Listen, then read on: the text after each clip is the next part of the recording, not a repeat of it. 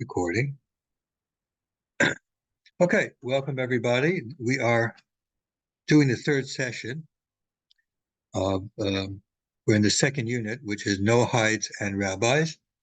And with the second session here, looks like this is going to start a three-parter. The subject material is basically, we're going to be tracing the tradition, the Jewish rabbinic tradition, the tradition of authority of the Jewish people. Now, remember last month, what we did in our session here is we discussed the issue of rabbinic authority. We discussed where we see it in the Torah and examples of it in the Nach. We discussed it specifically about the leaders are chosen out, who we now call rabbis, but judges, people who have the knowledge and fear of God to do it. And this was a system that was set up. We see how it went throughout the biblical times in the Tanakh. And we talked a little bit about how it goes into the beginning of the times of the Mishnah, into times of Jewish history. What we're going to do now is going to be a little bit different than that, but we're going to be building on those concepts we did there.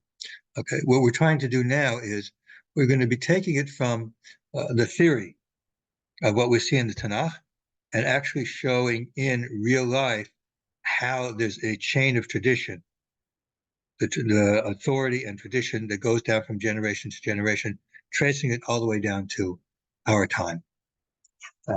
Now, the purpose of this is there's a couple of purposes of this. One of them is, of course, to give an understanding when we talk about the Judaism based on tradition, the oral tradition. These traditions passing down from generation to, we're going to actually go from generation to generation, showing how this exists. Also, when we get to the end, we're going to have an insight on present day Judaism, which we see today, how it actually developed to the way it is, how this fits in with the ideas we were talking about theoretically of rabbinic authority, how it deals specifically in our time today. And this, of course, will deal specifically with the Noahides. How, it's going to help you to understand who you're speaking to, what you're speaking, where it relates to the biblical authority. Now, this will help a lot because it'll give you an idea of, rabbis in general, where we're coming from, the tradition that leads to it. And also, what we're going to do is one of our sessions is going to deal, the last one, the third one, is going to deal specifically with those movements from which those people who work with Noahides are mostly taken. That is from the Hasidic world and from what we call the Yeshivish world, the non-Hasidic Litvish world. Okay, so we're going to show each one, get an idea of the differences between them, where they come from, their chains of authority also. Okay, so that's what we're going to be doing here. Again, this is all going to give you background material to understand the Jewish world in general, and specifically when you're dealing with rabbis like somebody like me or somebody else, where these people are coming, and it's going to help you as to look and evaluate choosing out a rabbi for yourself and understanding who it is. And also what we're going to try doing tonight is we're going to be discussing not just the chain names of rabbis one to another, but we're going to discuss external historical events which are occurring at the time and see how these affected different places at different times and how they cause things to change.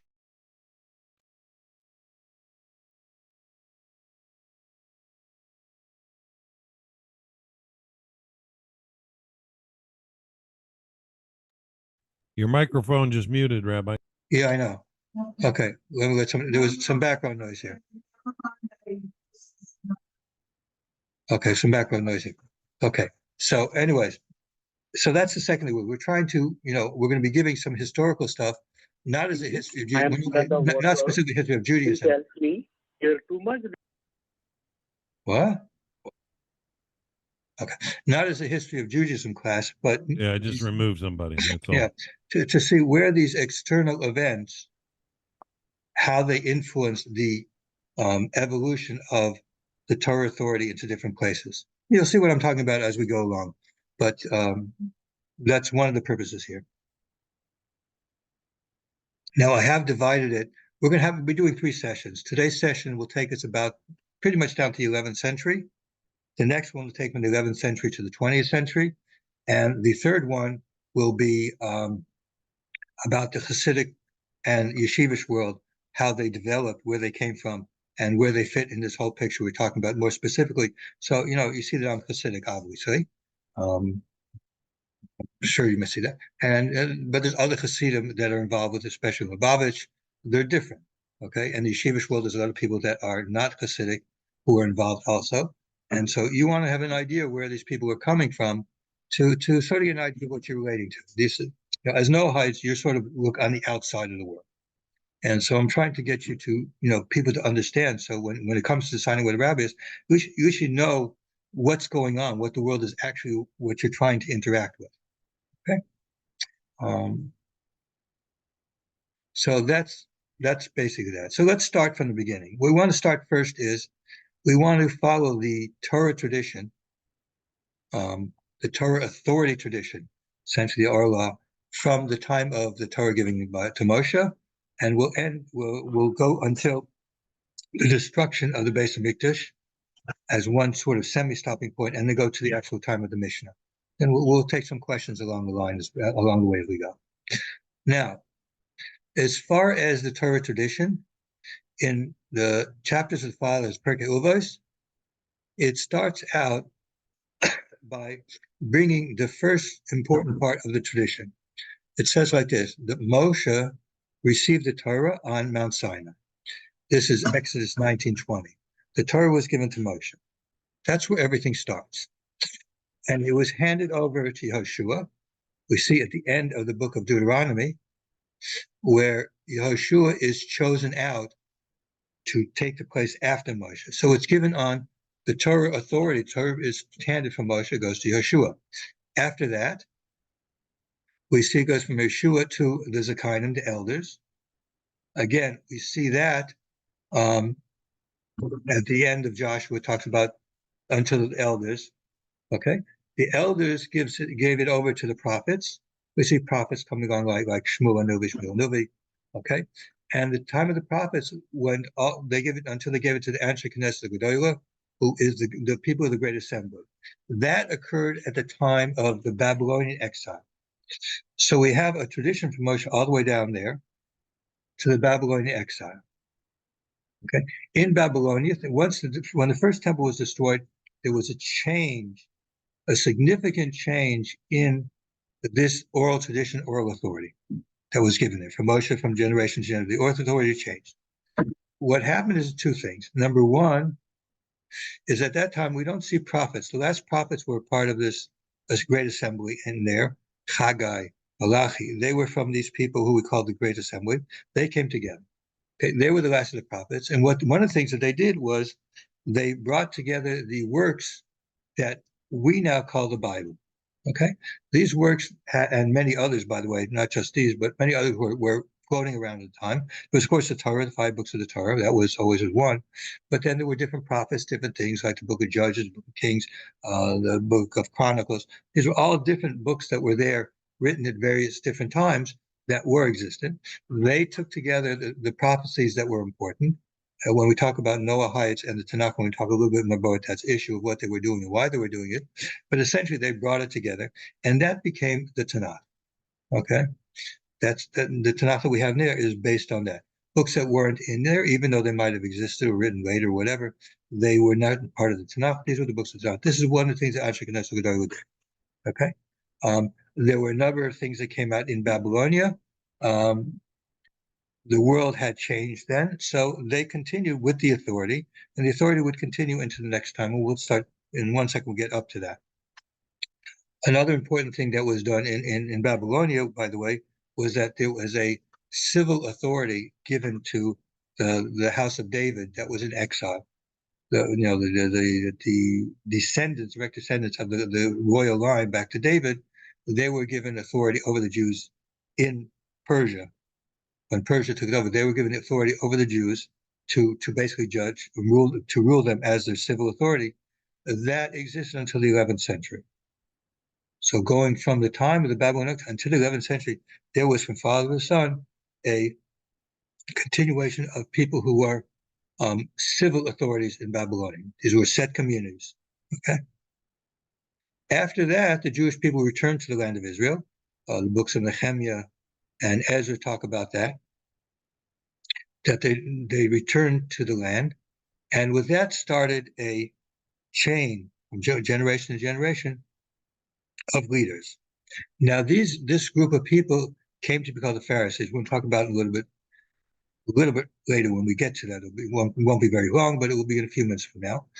And this chain starts from the very beginning. The first person on this chain, his name is called Shimon HaTzadik.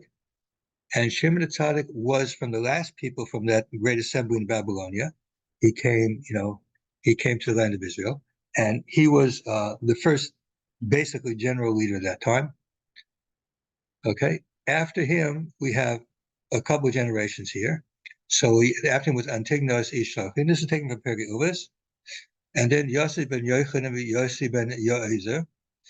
And sometime around this time, we find the events around the holiday of Hanukkah. Now, interesting enough, Hanukkah has to be understood in the proper religious context, okay? We talked last time about a religious authority given to the rabbis and how it goes. And here we see the authority went down to the Anshe Knesset Gedolah, gets picked up by Rabbi Shimon HaTzadik, and starting a chain inside the land of Israel, land of Israel being fundamental to the rabbinic authority. The rabbinic authority was centered in the land of Israel from then until we'll get to it many generations later. When the situation in the land of Israel just collapsed to the point that the center of gravity or the center of Torah authority moved somewhere else. But at this time, it was moved to Israel itself. The authority was there. It was a temple. It centered around the temple and centered around Jerusalem, and that was a central authority for Judaism. The people who are in authority, these names that we say, are people that are referred to as Pharisees, but essentially we're going to see shortly that Pharisees really means rabbinic Jews. Okay, we'll get to that in a second, but we'll see that that's quite clear. However, when we talk about here at Hanukkah, what's important to remember is Hanukkah is in a sense typical for the three instances of wars that we know recurred during this period of time. There was Hanukkah, there was a revolt against Rome that led to the destruction of the temple, and the revolt against Rome by Bar Kokhba. Each and every one of these were not caused by nationalistic reason. It was not caused by a desire to set up their own country. Okay, although there were some at times who wanted to do that, and the result of Hanukkah was for a short time there was an independent kingdom. The impetus for all these actions for Hanukkah and the other ones was because the powers over the land in the time of Hanukkah was from the Greeks, Seleucid kingdom. The Greeks, they decreed that the Jewish people should stop with their religion and authority of the Torah and give it up and join the Greeks. So, for example, with Hanukkah, what happened was those who wanted to become Greeks, they brought a sacrifice of a pig in the temple. This spurred on a revolt in order to purify, in order for the Jewish people to keep the religion. From that time until before the destruction, when the Jewish people were allowed to keep the religion and they weren't persecuted, Rome allowed them to keep the Jewish religion, there were no revolts going on.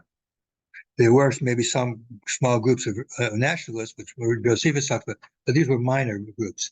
The overwhelming majority of people who followed the Pharisees, as we'll see shortly, who were what we'd say the Jews of the time, the religious Jews, the Orthodox Jews of the time, they accepted that the Jewish people were under another authority, as long as this authority allowed them to practice the religion. When they did not, that's when the revolts occurred. So that's what Hanukkah was. Hanukkah was a revolt basically for the Jewish people who wanted to keep the religion.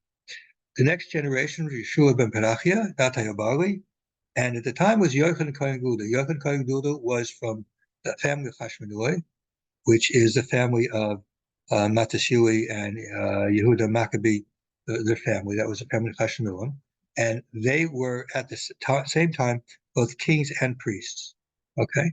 Now, Josephus brings a story, which appears in Talmud also, that Yochanan Kohen Gadol rebelled against the Pharisees and was involved in a smaller group called the Sadducees, which time. But Josephus, we're going to see shortly, makes it quite clear that the Jewish religion until that time, the religion of the Maccabees, the religion they thought was Pharisee, the Pharisees, they were the ones who had the authority, a record of authority, recognized as the authorities. So we find Josephus in book 13, chapter 10, paragraph 6. He describes the Pharisees, and the setting at this time was the time of Yochanan Kohen Gadol, who was called Hyrcanus. He had a Greek name. So he talks about how he separated from the Pharisees and became a Sadducee. But he talks about the Pharisees themselves there, the 2nd century BCE, saying, what I would now explain is this, that the Pharisees have delivered to the people a great many observances by succession from their fathers, which are not written in the laws of Moses. So here we clearly see that in the 2nd century BCE, it was known that not only were all the people from the Maccabees and on the religion of Judaism was Pharisee from that time, but also that part of the Pharisaic religion was the fact that it was known that they had customs and things, traditions that came back from their ancestors. Some went all the way back to Moses, some didn't go back to Moses, like, for example, the holiday of Purim did not go back to Moses, obviously. It's later on. These were customs that came down to the time and are followed in today. But the important thing here, what Josephus is saying, is he's verifying that the Pharisees, like the rabbis, have the traditions that are coming down. Okay, and we see how the Pharisees become rabbis, but they have a tradition that even in the 2nd century BCE was known as a tradition that goes back to ancestors years before. Okay, so Josephus verifies the fact that what we're talking about, Jewish tradition, oral law, tradition of authority, goes down. The 2nd century BCE was known to be from further down, from ancient times. And he continues and says, basically that, you shouldn't think that these Pharisees were like a small group. But in fact, as he continues, says there, but the Pharisees have the multitude on their side, meaning that the majority of the people always follow the Pharisees. Judaism and Pharisaism, or Rabbinic Judaism and Pharisaism, is essentially the same thing. And it was a religion that the overwhelming majority of people followed.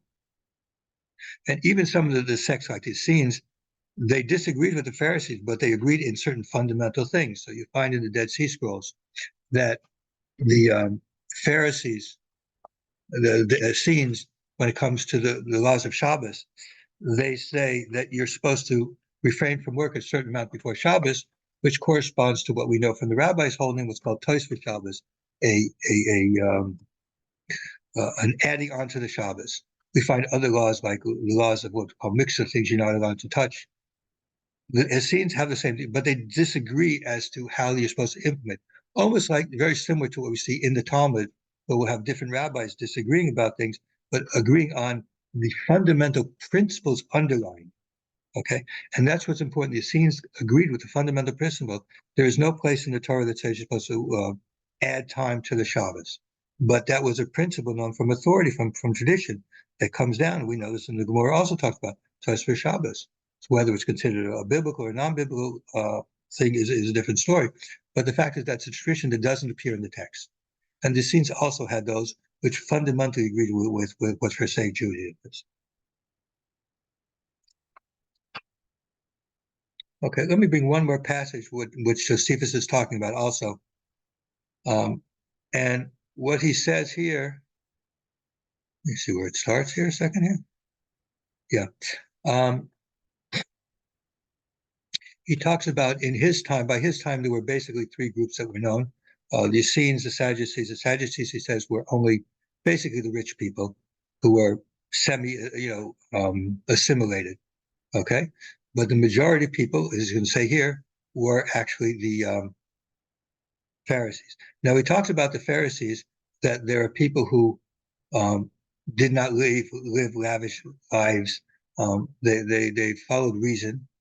he's writing to a Greek, Roman world, so he's putting it in the form that the Greeks and the Romans would understand what it is. So he talks that they follow reason, and they're what they show respect.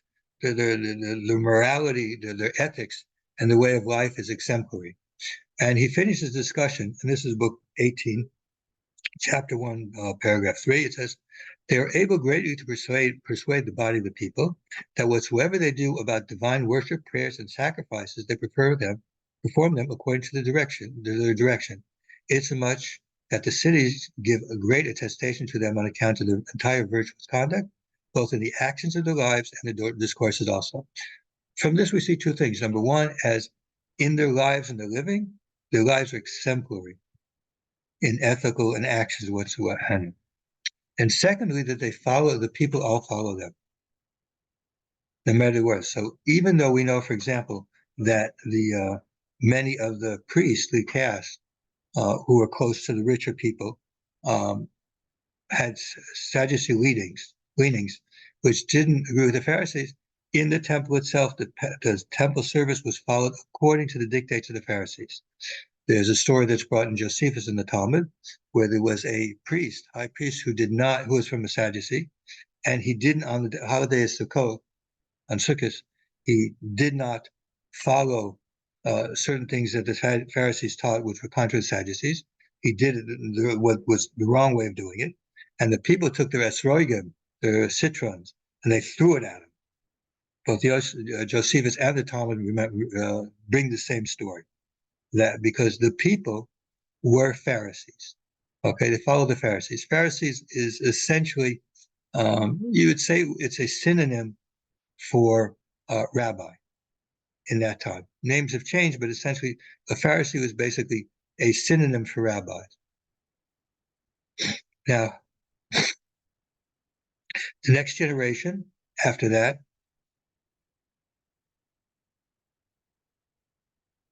was Yehuda ben Tabai and Shimon ben Shetach. And following that, Atali Mishmaya. And in that generation, there was also a very famous person called Choni Hamago. Choni Hamago was a Pharisee rabbi who was known as a miracle worker. People would go for prayers for rain, such like that, and he was known to have done things. This was in that generation there. Following that generation, we come to Hillel and Shammai. So before we talk about this, let's just recognize what's happened. We've gone from Moshe to Hillel, which is basically the turn of the Common Era. Hillel died somewhere around 8 of the Common Era. Okay, we get down to there. Hillel, interesting, came from Babylonia. We should not forget, in Babylonia, there was a community there, but the center of authority was in the land of Israel. Okay, so while there were people in Babylonia living a Jewish life and following what the main source of authority was in Israel. At this time, it was in Jerusalem. It will shortly be going to different places in Israel, but still, Israel was the center of authority and of the tradition. So even though people lived in Babylonia, that wasn't where the authority was. The authority was in the land of Israel. Okay, so Hillel and Shammai lived at that time. Following Hillel, there was Rabban Gamliel. Rabban Gamliel should be somebody who's very familiar to right now because he's mentioned in the New Testament. That Gamliel in the New Testament is this Rabban Gamliel, who was a leader. We'll see pretty soon. Josephus actually mentions him. Okay. Now, at this time, in Egypt, in Alexandria, there was a well-known Jewish philosopher from there. His name was Philo. And Philo, if you read his stuff, you find out that he also ascribes himself to the Pharisees. Although, again, in Egypt, they were Jews who were, living in a Greek atmosphere. So they didn't have the kinds of skills in Hebrew. They learned things in Greek. Much as we find, for example, a lot of people in America, they can't learn in Hebrew as much, so they learn in the English. Okay, Philo was the same like that. And Philo, if we would project him into today's date, would be similar to the Jewish Orthodox Jews who go to a place like Yeshiva University, where they learn both rabbinic and secular studies at the same time. it's a mixture of both. So Philo is like that. We see Philo when he discusses the biblical text. His main purpose of the biblical text was to show, to show to the Gentile world, the Greek and Roman world, that the Torah is not in contradiction to the intellectual world of his time. But in it, he talks about many things. He brings one particular teaching that he has there, which is very similar to what we find in rabbinic literature. You see, it says, he asked the question, why was it Adam was created after all the animals? And he says the reason is because Hashem wanted to prepare his meal, what he should eat before that, so he should come to everything set and prepared for him. There's similar midrashim that appear along these lines in rabbinic midrashim. So we see that these ideas, and Philo ascribes this to the people who are knowledgeable about the law, similar language that Josephus used for the Pharisees. So we see a Pharisaic type of teaching in Philo ascribed to the people most knowledgeable, similar to what Josephus says, that the most knowledgeable people are the Pharisees. So we see how Philo is essentially associated with the Pharisees. Pharisaic Judaism is essentially Judaism at the time. Okay? We don't need to look anywhere else except to just look at the New Testament. Invariably, when we see the discussions in the New Testament, who is Jesus talking to? The Pharisees. Sadducees never seem to be around. The Sadducees are virtually never mentioned there's, I think, one or two instances, some of you can correct me if I'm wrong. There's maybe one or two instances where the Sadducees are mentioned, and it's basically like just pushing away, like, these guys don't know what they're talking about. Paul, when he says who he is, his credentials, what's his cred to be talking? He's a Pharisee. He's somebody who's knowledgeable. And even more than that, he says he learned it by Gamliel. Right? This is the Gamliel we're talking about now. Now, interesting enough, Josephus talks about this Gamliel also. So before I go on to that, get to that point, there's one thing I want to mention.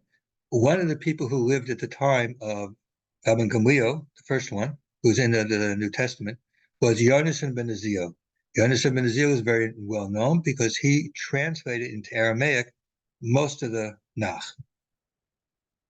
So if you look at the Tanakhs that you have, talking about the Nevi'im portions, you see a translation, you'll see Targum Yonasan, the translation of Yonasan. Yonasan at that time lived in the period just before the destruction of the temple. Okay?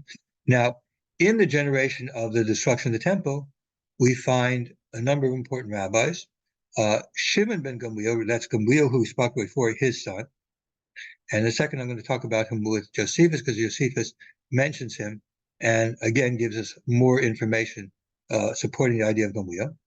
Secondly, there was Yochanan ben Zakkai, who lived at the time of the destruction, and also after the destruction was very important for the actual destruction.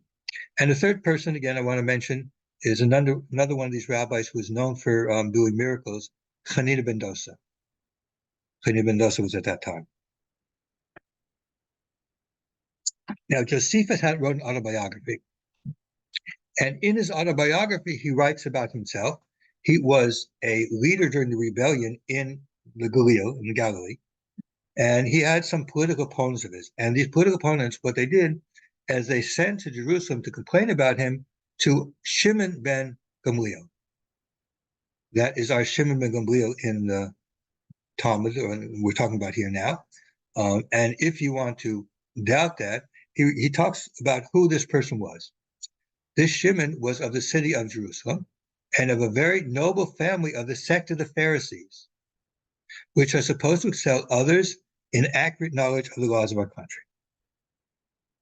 Here, essentially, he's describing our Shimon ben Gamliel, Gamliel there being the supposed teacher of Paul, who we know from before, died in 48.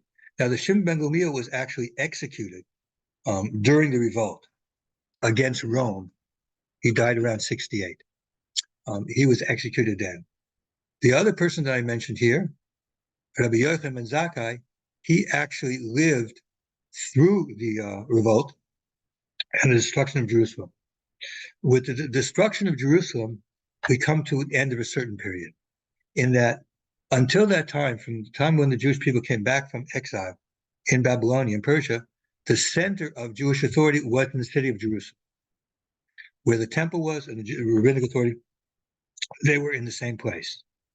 With the destruction of the temple, Rabbi Yochanan ben Zakkai, who was the leader after Shimon ben Gamliel, he gathered together whatever rabbis were left and brought the authority in Yavna, which is another part of Eretz Yisrael, but it starts Israel. So still in Israel, Israel is still the center of authority and of the tradition, but not in Jerusalem. So with the destruction of the temple, there was a disruption in the authority, but it just moved a short distance away, moved to Yavna, didn't leave Israel. Okay, this is very important. We're going to find out a little bit later, a few hundred years later, the importance of why the authority stayed there and didn't go anywhere else. But at this time, we see the authority is still in the land of Israel. Okay, let's take a break for a couple minutes. I want to, the next section here, talk about the rabbis who make up the primary rabbis in the Mishnah. Okay, and starting from those actually after the destruction of the temple, although rabbis from before the destruction of the temple are mentioned, but I want to specifically talk about rabbis from the destruction of the temple, Yochanan ben Zakkai, and further until the Mishnah gets written down. So let me just take a minute or two. If you have questions, now is the time to raise your hand and we will try and address them before going on. Bobby. What? I got a couple of questions. But the Tanakh, was it a set of scrolls that people would keep in a bin, and they would pull out like the scroll of Jeremiah and read it, or was it in a book? Yes. In fact, people read. We have what's called the Haftarah. The Haftarah came about because it was a certain time when it was forbidden for the Jews to read the Torah itself. So what they did is they took from the works of the prophets in different areas where the subject matter sort of hinted at what the weekly parsha was. And there are people, even till today, read it from a special scroll, not from a book, from a scroll. The common custom is like in my community, they read it from a book, or they might put it into a book, collecting together all the different haftarahs. But there are some people who actually read it from a scroll, because these were scrolls. Okay, this is another question. What Jewish year did the Tanakh come out? Oh, I don't. I'd have to look that up. Yeah, I'd have to look it up. I'm doing mostly in secular because it sort of helps as far as discussing historical events. But well, it would come out at different times according to the way the prophets came out. Well, the books were written at different times. Yes, obviously, Isaiah was written hundreds of years. Robbie, but he stated that they were assembled by the members of the Great Assembly. Right. But that was after the last three prophets. Correct. I mean, the Malachi and Haggai were alive at the time. So we're talking about the end of the time where prophecy was actually ending. Okay. The last prophets were a part of those people who chose out which books should be in. But yes, it's pretty much at the end of it. Yeah, but we don't right off know the year. Well, no, I'd have to look up when they actually the time. I didn't do it. I'm not giving a history lesson here. What I'm trying to do only is give a sort of an understanding of, since we're into this concept of rabbinic authority, how that rabbinic authority has devolved to us today. Okay. And for that, we have to go through history. Okay. Yeah. And many certain historical events like the destruction of the temple, both the first and the second, had impacts on this authority. So the destruction of the first temple, people went to Babylonian exile, and there they had to reconstruct, construct the authority. When they came back to the land of Israel, things were moved to Jerusalem, and there was, until the second temple was destroyed, and they went to Yavne. We're going to follow a little bit more about how this goes around until we get to now that this rabbinic authority is in New York and Israel. How do we get from there to here? And that's what we're going to try and do to show where this rabbinic authority, how it devolves into different places. We're going to get pretty close to that in this session today, because we're going to get up to the 11th century.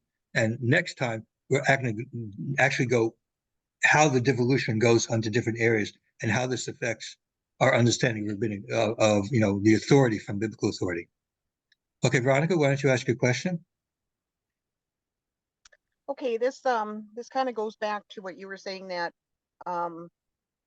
there's some events, like Purim, that are not in Torah, and I'm wondering, how did it come about that did somebody just say, oh, let's have a celebration for Purim,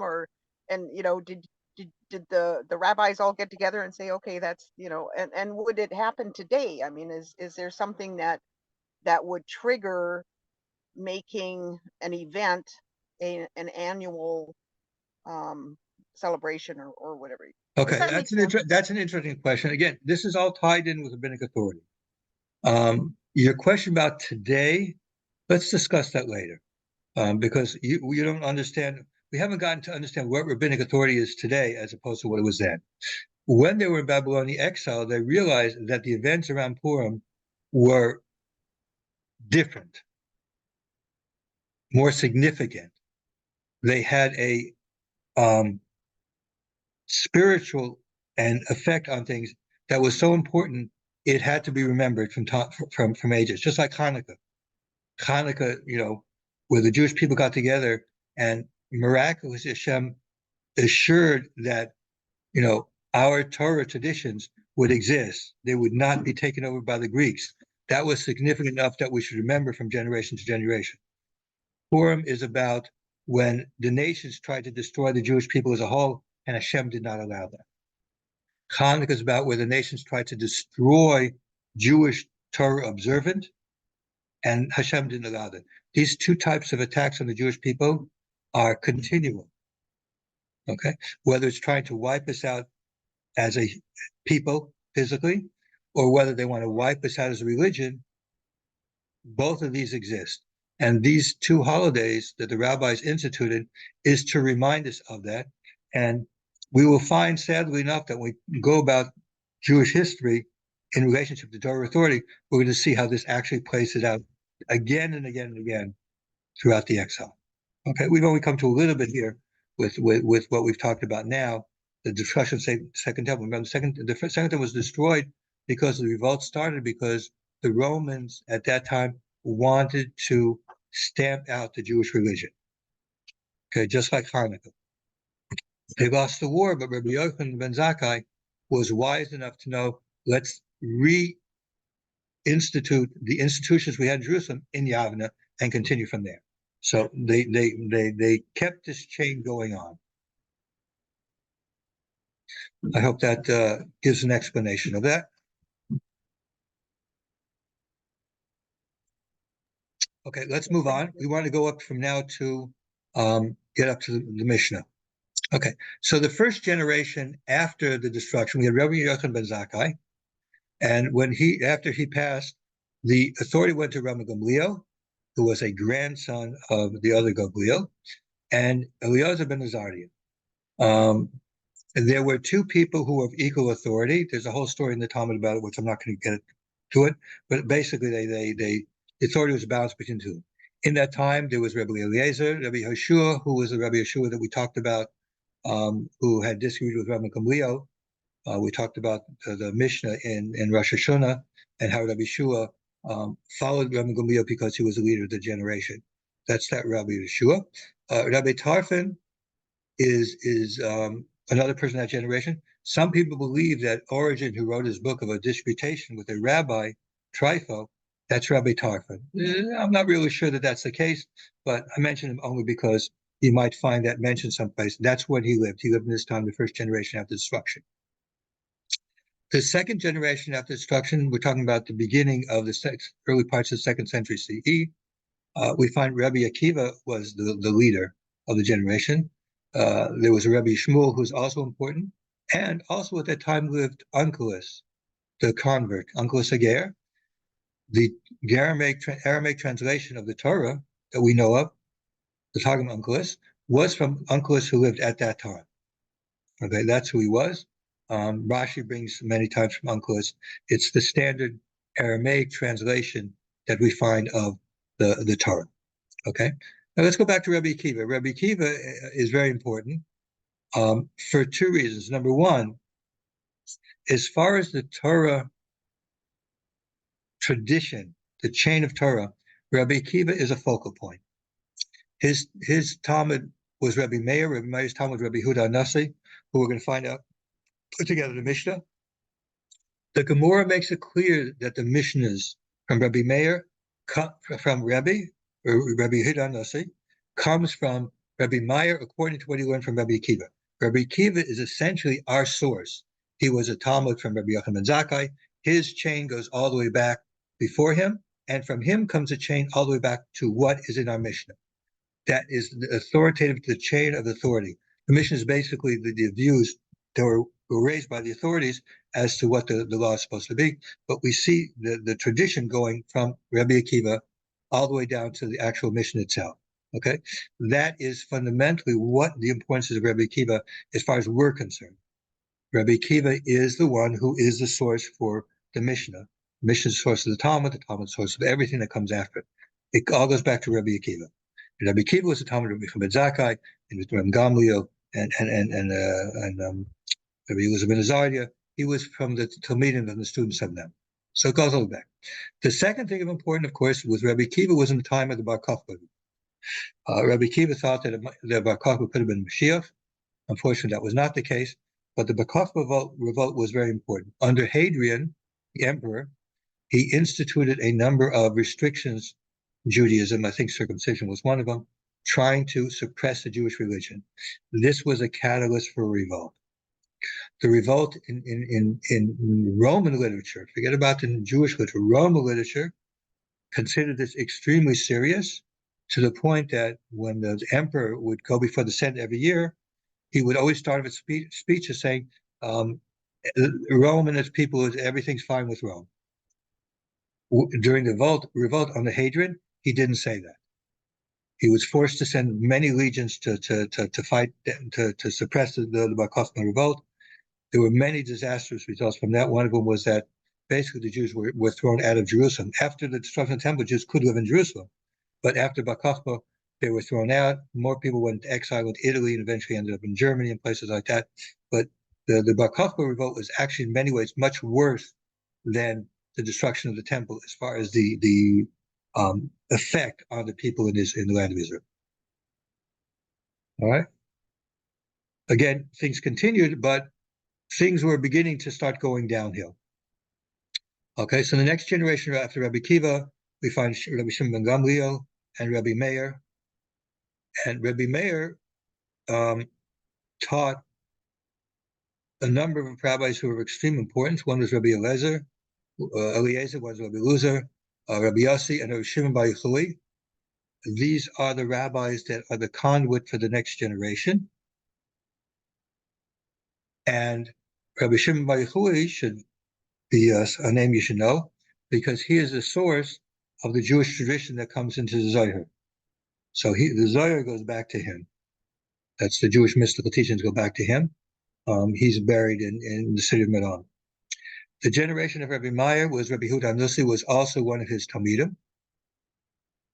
And among the other people who living at that time was Elazar ben Rabbi Shimon bar Yochai's son Rabbi Elazar, and Rabbi Pinchas ben Yehuda. Now, Rabbi Huda Nasi was the one who compiled the Mishnah. And it's very important to understand, why was the Mishnah compiled at that time? The reason it was given is because Rebbe realized that if it wasn't written down, the situation in Rome, what was going on with the people living in Israel, there was a serious chance that all of this learning, which was done orally, would be lost. So Rabbi Yehuda Nussi wrote it down. Rabbi Chia wrote down extra teachings that were not written down by Rebbe, but other than called brises. It was written down. And this brings to an end a period of time. Those rabbis from the Mishnah, we call a rabbi from the Mishnah, a Tana, meaning somebody who teaches. Somebody from the next generation, which is starting with the Talmud, or the rabbis from the Talmud, they're called a Mamoyer, someone who says something. Okay. There was a fundamental understanding at this time that things were going on in the world around there in Israel, which made it impossible to continue as it was. Okay, so Rabbi Yehuda Nussi lived, he died somewhere around 195. His son, Rabbi Gamliel ben Rebbe, and Rabbi Shia ben Levi are basically the next generation, but it's still the very end of the Mishnah. The Mishnah was compiled sometime around 188 CE of the Common Era, the very end of the 2nd century. But what's important to recognize is what Rebbe was seeing was what's going on in the Roman Empire. Marcus Aurelius, going against what the tradition had been of choosing out the best person to take over him, left over his son to be the emperor, and the son was not worthy of it. He was the son was not a father like his father. His father was a philosopher, somebody who was a personage of importance, whereas his son Commodius was not. Commodius was assassinated. That brought in the year of the 5 emperors, followed by another 20, 30 years, which had 5 or 6 emperors. And then following with that in the 3rd century was basically considered the years of tribulation, because the Roman Empire was basically tottering and they were constantly changing who was the emperor during that period. This was a time of total disaster. Okay, so Rebbe stepped in at that time before it actually took place in order to write down the Mishnahs, because around him he saw that the world was changing. And with this change, the level of learning, the level of things, because the world was so crazy going around them in the Roman Empire at that time, they were not able to be on the same level as the previous generations. It's not a question of being smart, it's a question of the social situation changed so significantly and was so unsettling that the ability to continue on the high level that it was from the rabbis and Mishnah was no longer there. Okay, and this ends the period of the Mishnah with Rebbe. And again, the historical background of what's going on there is that the Roman Empire is basically in turmoil. It's going to lead to the time of the Talmud, where we're going to see that slowly the center of gravity for Torah authority starts moving from Israel to Babylon. And we'll get to that shortly. It starts moving from Israel to Babylonia, so that Babylonia starts becoming the center until the 11th century. We'll take a break for a minute, and then we'll start in the Talmud. But what's important to remember now is with Rebbe writing the Mishnah, the reason for the Rebbe Mishnah was because the Roman Empire was beginning to fall apart. There was constant changes in the empire, there was constant turnovers, constantly. The empire was just in constant tribulation, turning over. There was no stability. And this lack of stability meant it was difficult in order to maintain the type of system that was going on before that. Okay, so let me take a break a second, and we'll go on to the Talmud.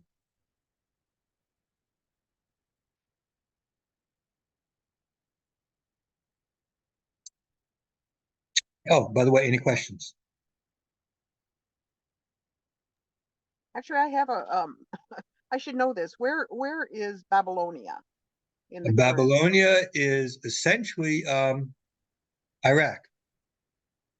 Okay, thanks.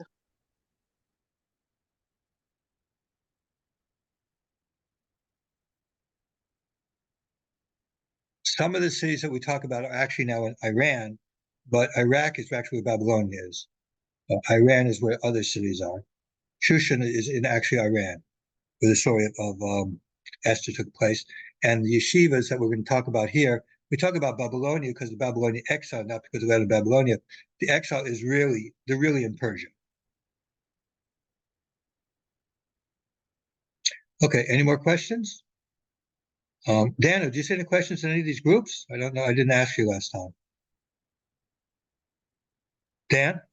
Nothing I can't handle, Rabbi. Yeah, some repetitive questions you've already answered, but I'm Okay. just having trouble keep maintaining the stream for some reason. It keeps losing frames, but yeah, it seems good. Okay, so let's go on to the Talmud. Now, as I mentioned, rabbis in the Mishnah are called Tanuim, teachers, people who taught Tana, teaching. The rabbis of Talmud called Amarum, the sayers, the repeaters. Fundamentally, Fundamentally, the difference is like this. A rabbi from the time of the Talmud no longer has the authority to argue against a rabbi from the period beforehand. So if a Tana in the Mishnah says something, a rabbi from the Talmud cannot say that rabbi is wrong. What he can do at most is say that this applies to a certain instance. I'm talking about different instance, or there's another rabbi, another Tana who says this, or I have another teaching from that time that disagrees, and they'll argue about that. The Talmud is filled with these kinds of arguments. But fundamentally, as far as the issue, we're talking about authority.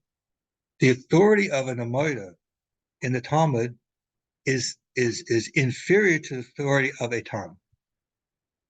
Okay? So the first generation, and there's another thing we have to understand. Whereas in the Mishnah, all of the teachers in the Mishnah were in Israel. Okay? When we get to the Talmud, we find that the center of gravity of Torah authority is moving from Israel to Babylonia. So we start getting rabbis from Babylonia who are authoritative. Again, they're not Tanoim, except when we have one exception here that comes in. They don't have the authority, the rabbis of the Mishnah, but the center is now moving towards Babylon. Okay, so the first generation we have here, we have 4 people I'm going to mention here, 2 in Babylonia and 2 in Israel. The first ones in Babylonia are Rav and Shmuel. They are the big ones in discussions. Rav is very interesting because he proves the rule what I'm trying to talk about. In the Talmud, it refers to Rav as Rav Tana Ipaleg. It says Rav is supposed to be considered like he's a Tana, even though it's from the Mishnah rabbis. He's supposed to be considered like a rabbi from the Talmud, from the Mishnah, and he can disagree with another Tana. This is the special status that Rav has, where the person who disagrees with Shmuel is not that case. They disagree with each other. But Rav is considered of a bit of a higher level. He's like a bridge between the 2 generations, but proves the point that I'm trying to say, that there was a recognition that after the Mishnah was closed, the rabbis coming after do not have the power to argue against it, with that one exception that I mentioned with Rav. Now, the third of the 4th rabbis, Rabbi Yochanan, these make up a trio. Rav, Shmuel, Rabbi Yochanan. You will many times find in the Talmud where it says, Rav says this, Shmuel says this, and Rabbi Yochanan says this, all arguing together. The difference, however, is Rabbi Yochanan was in Israel. And his number 1 Talmud, who's very important also, is Reish Lakish. Many times the Gemara taught Rabbi Yochanan says this, Reish Lakish argues against it. Reish Lakish is an interesting personality. He started in his youth, he was actually a robber. Rabbi Yochanan found him. They came together. There's a story. He actually ended up marrying Rabbi Yochanan's sister, and he became the number 1 student of Rabbi Yochanan, to the point that when Rabbi Yochanan teach, Reish Lakish would bring multiple arguments against him. Rabbi Yochanan considered him his greatest scholar. Reish Lakish died. The Gemara things a very interesting thing about that they were arguing in the base medrash, Rabbi Yochanan, an issue about knives. And Reish Lakish disagreed with Rabbi Yochanan. And Rabbi Yochanan said, well, you should be knowledgeable about knives, hinting at his background of being a robber at one time. And Reish Lakish was very taken by that, and he actually died from it. And Rabbi Yochanan also was very, very hurt from the whole thing, what he did. But it's an interesting story on the side, not relevant to what we're talking about. Reish Lakish and Rabbi Yochanan are from the rabbis in Israel. They're fundamental in the Talmud. But what we're seeing now is the first generation of the rabbis in Talmud. We have rabbis in Israel, and we have rabbis in Babylonia. The second generation is with Rav Chiz and Rav Shmuel ben Nachmani. They are in Babylonia. We don't have any major names that I found from in Israel at that time. There were, but not ones that are in names. Now, I forgot something. Rav, what he did, which was most important and significant, Rav founded the yeshiva in the city of Sura. Sura is in Persia. He founded that yeshiva. That yeshiva existed off and on until the 11th century. So you should remember the city of Sura is going to be very, very important, okay, when we deal with the center of Jewish authority, rabbinic authority, okay? After Rav Chiz and Rav Shmuel Nachmani, we have the next generation, which is Rabbah in Babylonia, and Rabbi Zera and Rabbi in Israel.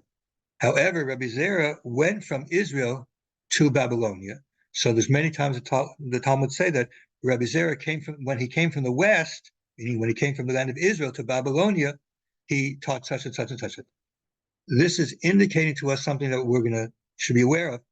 The center of Torah authority was at this time moving from the land of Israel towards Babylonia. What was the reason for it? Well, when we get this time, we're talking about in the middle of the 3rd century.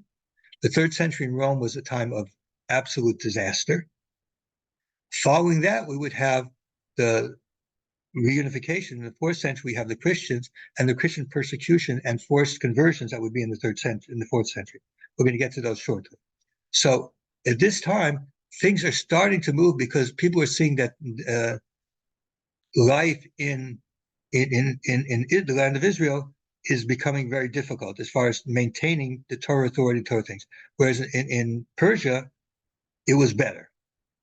Okay. Now, in the time of Rabbah and Rabbi Zera, in Babylonia, there was founded the yeshiva of Pumbedisa in 257. Now, besides Sur and Pumbedisa, there was another yeshiva that had existed. I was not able to find out exactly when it started in the city of Nahardua. But that was destroyed in the year of 259. It'll come back later. Eventually, it'll come back in the story again. But just remember, mainly the Sira, Pumbedisa, and Nahardua. Okay, Sira and Pumbedisa are historically more important as centers of Torah learning, centers of Torah authority. Okay, but as we see now, the authority is moving from the land of Israel in the various cities after Jerusalem, and moving in authority is moving to Babylonia. Okay, so now let's go to the next generation after Rabbah. That's Abai and Ruva. The Abai and Ruva are fundamental in the Talmud. In fact, so fundamental are they is that when we refer to Talmudic learning, we talk about the discussions of Abai and Ruva because they're all over the place. It's essentially their discussions which start the formation of Talmud. Abai and Ruva were ones who started bringing together the Talmud in Babylonia. It took a while until it was actually done, but they were the impetus of it. However, what happened is we're now in the middle of the 4th century. And in Babylonia, we have the rabbis Rav Kahana, Rav Kopa, very important rabbis. I mentioned a lot of time. Rav Kahana is famous for his, we know now he wrote Medrashim, Psikta Rav Kahana, which were actually sermons talking on the weekly teaching portions and stuff like that, with a lot of Medrashic teachings, very important. Okay, Rav Kopa appears there also a lot. And also, Rabbi Hillel, a descendant of Hillel, is the last major rabbinic figure in the land of Israel. This takes us up to the year of 350. By that time, the Roman Empire had become Christian, and it was not tolerant like the Romans were. And there were persecutions of the land of Israel. There were forced conversions. And basically, it was in the cards that the authority that was having Israel is going to end. So this led to 2 events happening in this time. Number one is the Yerushalmi Talmud, the Jerusalem Talmud, was compiled at this time. There wasn't work on it as much with the Babylonian Talmud, so you find that the arguments there are much shorter. The language is different. The Babylonian Talmud is in Aramaic that's spoken more towards the east, and the Jerusalem Talmud is the Aramaic spoken towards the west, slightly different than that. But everything is much shorter. The arguments are much shorter. They don't have the type of advanced discussions in length as you find in the Babylonian Talmud. And essentially it's because the situation was deteriorating so quickly in the land of Israel, they had to compile together what they had. And remember, the Talmud is a discussion of the Mishnayos by the rabbis in that area. So in the Jerusalem Talmud, you find only rabbis from Israel, whereas in the Babylonian Talmud, you find rabbis from both places, because it was the influence from coming from the west to the east that gets incorporated into the Babylonian Talmud. That's one of the reasons why we follow the Babylonian Talmud as opposed to Jerusalem Talmud, because Jerusalem Talmud did not have as much expansive discussion about these issues as the Jerusalem Talmud does. So there are some differences. That was the first thing. The second thing is, as far as today's concerned, it is probably more important. Now, we talked about how this, from the time the Jewish people went back to the land of Israel, the center of authority was in the land of Israel. Now, this implied a couple of things. One of the things that was implied is that if we all know that the Jewish calendar setting up the holidays is based on the lunar calendar. Now, the lunar calendar, the beginning of the month starts when there is a new moon. So how do you do that? We talked last time about the argument about in Tractate Rosh Hashanah as to when the new moon was declared. We find from there, we see that in Jerusalem, they would declare when the new moon would be. The court given the authority, the ones who had the authority declared what it is, and that's what it would be. But with the 4th century and the persecutions coming from the Christians, which was decimating the Jewish community there, the number of rabbis who would be able to do that were getting small enough, and they could see basically the handwriting on the wall. In fact, Rabbi Hillel is the last major rabbi that we know of who was like a Israeli born, okay, if you want to put it that way, was born from there, who we know of in authority, until we get to the Ottoman Empire, which the Ottoman Empire is the 15th century, where after they conquered Constantinople, they allowed Jews being exiled from Spain to come in. Until that time, while there were Jewish communities there, these Jewish communities were not strong as far as Torah authority was concerned. There were rabbis and people who were knowledgeable, but they weren't on the level that had already moved away. Now it's moving to Babylonia. We'll see how it moves to other places. But they weren't of the authority that they had. So Rabbi Hillel was actually the last one. And so they had a problem. What are they going to do about declaring the beginnings of each month? It had to be done in Israel. That's where it had to be done from. It couldn't be done outside of Israel. So how could it be done? So Rabbi Hillel sat down and they calculated when the new moon would be for the future. And so if you look, they have what's called the moilid, when the new moon occurs, and they have it down to even parts of a second. It's phenomenally accurate.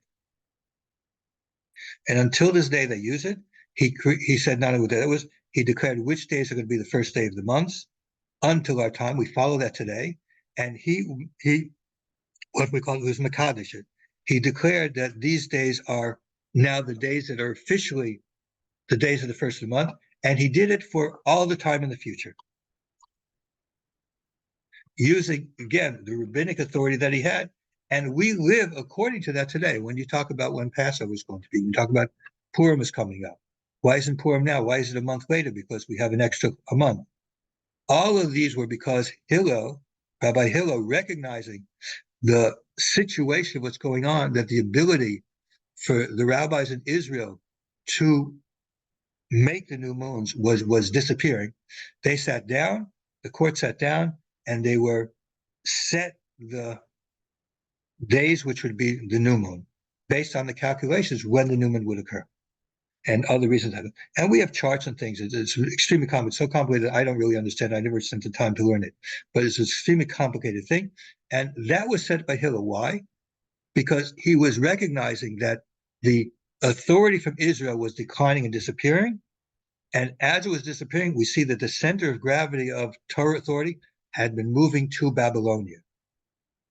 So by that time, I use Babylonia, but really we should say Persia maybe, was moving to there into Persia. Okay? Now, after Rabbi Hillel, we have only rabbis from Babylonia. There were no longer any rabbinic authorities in the land of Israel. All the authority was in Babylonia. So the next generation after Rabbi Hillel is Rav Ashi. Rav Ashi is extremely important in the Talmud. His son Marba Rav Ashi and Talmud Rafram were basically the last rabbis of the Talmud in Babylonia. And around the year 500, the Babylonian Talmud was completed. And the reason why it was completed then, we're going to see, is because even in Persia, the situation started to become unstable. So they had to write down the Talmud. So here we come to the end of the period of the Talmud, where, again, we're seeing that because of external situations in the land of Israel, because of Christian persecution, the authority of the rabbis was basically cut off and transferred over to Babylonia.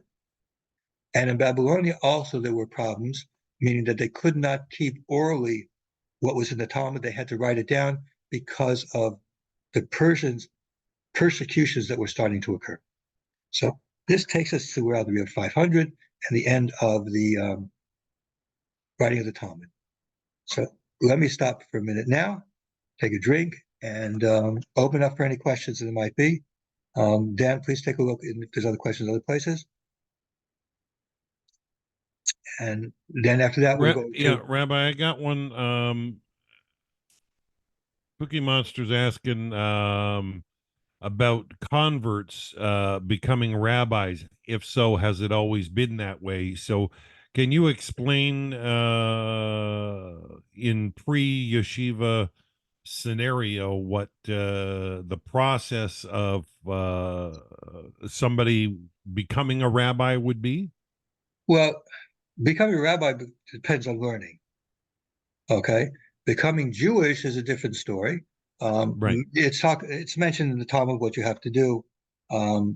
Basically, you have circumcision and immersing in a mikveh, but before they accept you, you have to make sure you can accept all the laws. This is brought down. There's a tractate called Tractate Gerim, which this is called a minor tractate, the tractate on converts. It's one of the minor tractates. This is going to be written down after the Talmud. We're going to mention that shortly. It's in the next period from the 6th to the 7th century is when these minor tractates get written down based on, and stuff is in the Talmud in different places, but it's really brought there together. A person become a rabbi just from learning. Learning was open to anybody. And if you reach a certain level of learning, then you would be a rabbi. So Rabbi there Akiva's- wasn't like an official curriculum or official education curriculum. The curriculum was to learn everything.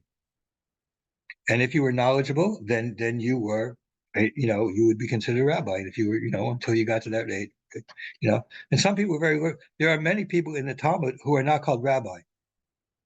Ben Azai, Ben Zayman, were not called rabbi, but they appear in the Talmud, and their views are seriously taken in the Talmud because they were very learned. They just, weren't considered. There was something that was called smicha that was given, but that disappeared over time. Essentially, smicha was a recognition that you were knowledgeable, but it was all based on being knowledgeable. It's not, you didn't go to a school and get a certificate that said that you learned certain studies of that. You had to be really knowledgeable, and knowledge in the sense of not just like Ben Zayman and was a very knowledgeable person, but he never got smicha because he didn't reach that level of knowledge. Okay, but he was knowledgeable enough that the Talmud mentions him. Okay, we're going to talk about rabbis and what it actually means in the future. That's very important. It's part of what we discuss about Noahides and rabbis, because you have to know what it means. There are rabbis and there are rabbis, and there are people who are rabbis who don't know anything. People who are not rabbis officially who know a lot more than people who are rabbis. We're going to talk about that, what that really means. Okay. Essentially, what we're trying to do now is to talk about and understand that with the closing of the Babylonian Talmud, this occurred because, again, external events indicated that it was necessary to write down the text of the Talmud so it could be saved for later generations. So they would have these discussions available to them because they wouldn't be able to be orally handed down. They would have to have them written. Okay. Essentially, what we're seeing is that Judaism is coming from an oral tradition into basically a written tradition, where we consider things written as part of our oral tradition, because when we talk about oral tradition, we're really talking about rabbinic authority in each generation. Whether it's passed down orally or written, it really doesn't make a difference. It's the authority that goes down. And so these written things, even though we refer to, written works that we'll see later on as part of the Torah Shabbal Peh, the oral law, it's oral law because what it is based on rabbinic authority outside of, just directly the text. As Josephus says, these traditions that they had that were not written explicitly in the book of the Torah itself. Okay, that's what we mean by oral law, essentially. These things that were outside of there, whether, wherever they came in, whether like Hanukkah or Purim, which came in well after the time of Moses, but were part of the oral tradition, part of our tradition, that's all part of it. It's really essentially rabbinic authority, what the authorities say are what we're supposed to follow from that time, based on what we talked to last time. But again, once we get to the end of the Talmud, we find again a recognition that something has changed. Fundamentally, has changed in quality from what happened before and what's happening now. Okay, the Talmud was ended and written down because it was realized that something was fundamentally changing. Okay, so that's why we're now entering a new period, just like the time of the Talmud, Talmudim, was a new period because they recognized that we're no longer in the same, level as the rabbis of the Mishnah. So now we're at the level that was a Talmud. Now that the Talmud is being closed because of the disturbances going on in the outside world, the people learning then were no longer considering themselves on the same level as those before them. Okay, it's very important in Judaism to understand that Judaism is that way. We recognize our limitations in comparison to previous generations. It's not that we're smarter than them or less smarter than them. It's because we don't live in the type of a society where we can learn on the level that they learn because of what has changed around us. This time, Israel had collapsed as a center of Torah learning, as a center of authority. It moved to Babylonia. But even in Babylonia, there were problems because of the Persians. There was instability there. Okay.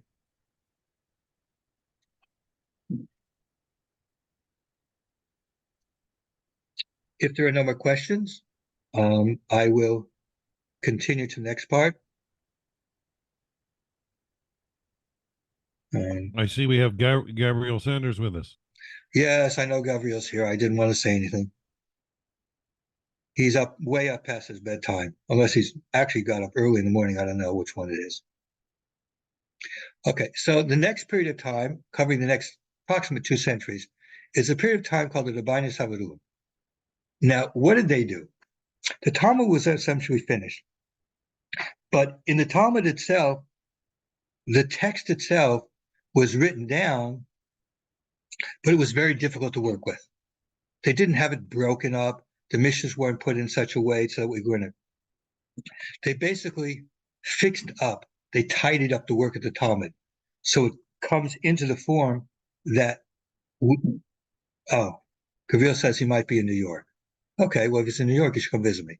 Okay, the format of the Talmud was being put into the order that it was supposed to be. So like now, if you open up the Talmud, you see it says a Mishnah, and following the Mishnah is like two points, and a few words from the Mishnah, 2 points again, and then the discussing, or some 2 points here. There's a lot of little editorial type things. That's what they were doing. They also added the minor tractates, like we mentioned the tractate on converts. This came together at that time also. Again, based on teachings with there before, but it all comes. This is what they did over that period of time. But it was a period of time in which there was a lot of upheavals. It covered the period of about 5 generations, but in the beginning of it, it started off with the Persians closing the yeshivas of Sur and Pumbedisa. Okay, they had to be reopened later on. So, for example, in the year 530, the yeshiva in Ardua opens up again. In 589, the yeshiva in Pumbedisa opens again, and in 609, yeshiva in Sura opens up again. In 660, Nahardua joins together with Pumbedisa. So we end up, by the end of this period of time, having 2 main yeshivas, the yeshiva in Sura and the yeshiva in Pumbedisa. But all this time is they're clarifying the Talmud text, and there's just total social chaos there. The communities were still able to hold together. The yeshivas were closed, but they were opened up again. It was a very difficult time. To the end of it, we have, of course, the Arab conquest of the area. And a little bit of stability comes in after this. So from the end of the 7th century, we're talking about, say, 690, until 1040, there's stability. Okay? A relative stability. Okay? This relative stability is the age of the Gaon. It goes from about 690 to 1040. Okay? And this is an important thing.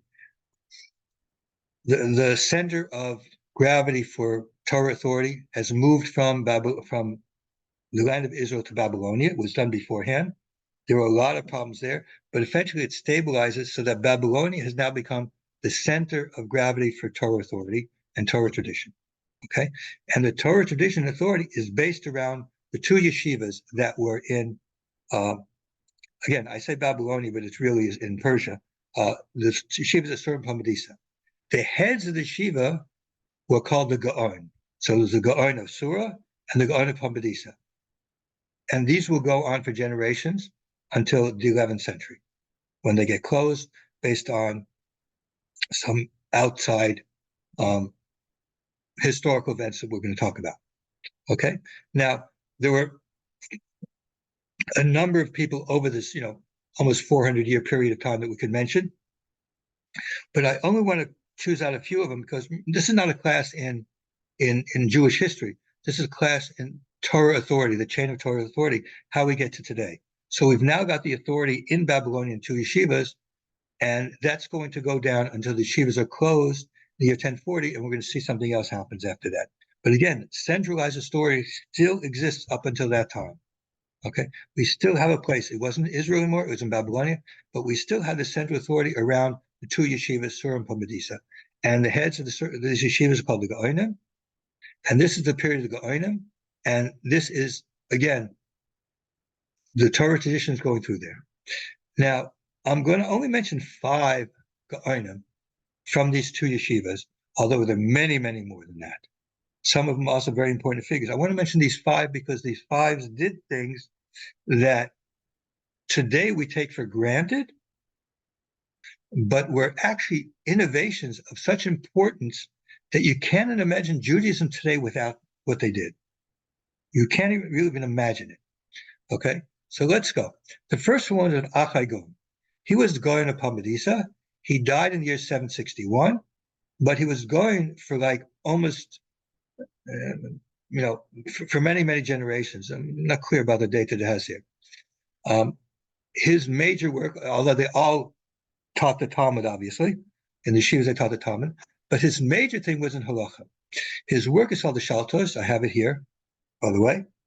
What is a Shaltos? Shaltos means questions. In this time, the center of authority was there, but there were communities in all over. There were communities from the exiles who had been in Italy, who went into Germany and France, which was called Roman Gaul, and they were still there. There were exiles who were in Spain, North Africa, and other places. What did they do when they had questions? They didn't call a rabbi on a phone. They couldn't do that. They didn't have the internet to call to email somebody. They sent letters. They asked questions, and the rabbis, the Gaonim and the Yeshiva would answer these questions. This is the start of the what we would call today the response to literature. Other Gaonim had it, but the Shaltos is a work specifically set up with these kinds of questions and answers. And that's really the first instance we have of what comes to be called today the responsa literature. Questions asked to rabbis, and the rabbis answer it, and they become authoritative. Okay? This goes from back to the time of the Gaonim. We're talking about 761, the middle of the 8th century, and until today, that exists. I have on my shelf responsa works from many rabbis in very different times. We're going to talk about a number of them over the time, those that are very significant in its part of Torah development. But this is really the original source we get of works of responsa. Okay? The next person I want to talk about, who was his contemporary, but he was a Gaon of Sur, Yehidai Gaon, he wrote another work. It was called Hilchos Gedolos. What he did, when people would ask questions, he compiled it into a book of Jewish law, very much like what we're going to later find eventually in the Shulchan Aruch, but there were many other works like that written over the period of time, compilations of Jewish law. But the first one we know of was called Hilchos Gedolos by Yehidai Gaon, okay, in the middle of the 8th century. That type of writing never existed before. People learn from the Talmud, but this is the first time somebody's writing down what the laws are in a component, in one place, and it's, there for people to look at. The next Gaon I want to talk about is another one who's very important. His name was Amram Gaon. He was a Gaon of Sura, and he died around 875. He was going there for about 20 years. Okay. Now, again, people from faraway places were sending questions what to do. So they sent a question from Spain to him as the Gaon of Sura and asked him, what's the order of prayers we should do? Now, the Talmud talks about orders of prayer in Masechtas Bruchos, talks about what you pray, the Kriya Shema, the blessings before and afterwards. But, it gives a lot of things, but it doesn't really give a lot of the meat that comes into now. Amram Gaon was the first one to write an actual siddur. The siddur of Amram Gaon is the first siddur that we know of. Now, people prayed, they had a leader of prayers, and the prayers were based on the Talmud, but it wasn't really as formulated as it was. With Amram Gaon, and after that, we now have a order of prayer, which we call Nusach. Okay, he sent this to Spain. Similar things happen in Germany and other places, and we will find minor differences later on. But the point of the matter is, the first siddur we know of was Amram Gaon, and that is in the 9th century, from the Gaon of Sura. When you look at a siddur, a Jewish siddur, on the shelf, you have to think that is based essentially going back to what a Gaon over 1,200 years ago, a siddur that he wrote to Spain. Whatever differences there might be, that goes back to then. And that was the first time they had that. Before that, there were different things that people had, but there wasn't really none. That was really the first siddur. The next person is probably the one that you do know. He was the Gaon in Sura. This is Saadia Gaon. Okay, Saadia Gaon was going for about 20 years, a lot of turmoil. He was deposed, he was back and forth. There were a lot of political things going on there. He wrote a number of works. He wrote polemical works against the Karaites. He wrote biblical commentaries. He wrote halachic works. But what he's important of that makes him different from many of the others were two things. Number one, he was the first Gaon that I know who actually traveled outside of Persia, outside of his yeshiva Sura, and went to meet the people and go around amongst them. That was not known before. Very much like Hasidic rabbis, going out to people. And secondly, most important, he wrote a work on philosophy, explaining, the principles of Judaism in a philosophical manner. It's called Amina V'Dayas. Amina means faith, and Dayas is religion or beliefs or something like that. Hard to translate those words, but this is the first book, the first cipher on Jewish theology, what Judaism believes. Until that time, we never had a book, never had to write anything. Saadia Gaon was the first one who wrote one. Okay, and the reason, of course, is because of the Muslims and the Christians, contending about Judaism. So he had to write down, this is what we believe and what we don't believe. Fundamentally, if you look at the Rambam, you'll see that his 13 principles all could be pretty much found there. And when we're going to have a session on Noahides and religion, which I'm going to talk about beliefs that Noahides should have. There's no real actual requirement in the 7. There's implications in the 7th about believing in God, but we're going to talk about the beliefs that Judaism holds to be true, that a Noahide should certainly believe them because they are true. Okay, so that was Saadia Gaon, and he wrote it, and basically his is the fundamental work that Rambam and all those other people eventually were going to write what the fundamentals of Judaism wrote, basically are following up in what he said. The final Gaon I'm going to talk about is Rav Gaon. He was the last one. He died around 1040. He was the last one. He wrote responsive literature and all kinds of things. But he was the last of the Gaonim. Okay? He wrote all kinds of commentaries. He was the last one. And now, interesting enough, you should know that today are living many Jewish people descended from him. There was a famous rabbi in the city of Prague, Maro in Prague, who was descended from Rav Gaon. And those who are descended from Rav Gaon, from the Maharal or one of his brothers or something like that, are descendants of Rav Gaon. Rav Gaon, his father wrote his ancestry, whose father was Sharita Gaon, was also Gaon. So he traces his ancestry all about to the kings of the heads of the exile who were basically from the royal line going back to King David. Okay, so he listened. Another interesting fact that you know, we mentioned Hillel. So we have a lot of people walking around today who are actually descendants of the kings of Judah because of the descendant of Hagon. And also Rashi, very well known. Rashi was the 37th generation from a rabbi in the Talmud who I didn't mention, Yochanan Sandler, not because he wasn't great, but because he's not. I can't mention every single rabbi, so I had to choose out which one. Yochanan Sandler. Yochanan Sandler was the 4th generation from Gamliel. Gamliel was descended from Hillel. So those people who are descended from Rashi, which is a huge amount of people, are descended from Hillel and Gamliel, by the way. As I've said many times, you know, I always ask missionaries, name me anybody who in the New Testament who has descendants alive today. And the only one who has descendants alive today that you can point to is Gamliel. Okay, so we're coming to the end of this period, and we're going to be starting a new period. But to introduce this new period, in the 11th century, in 1040, the yeshivas in Surim Parmesan closed.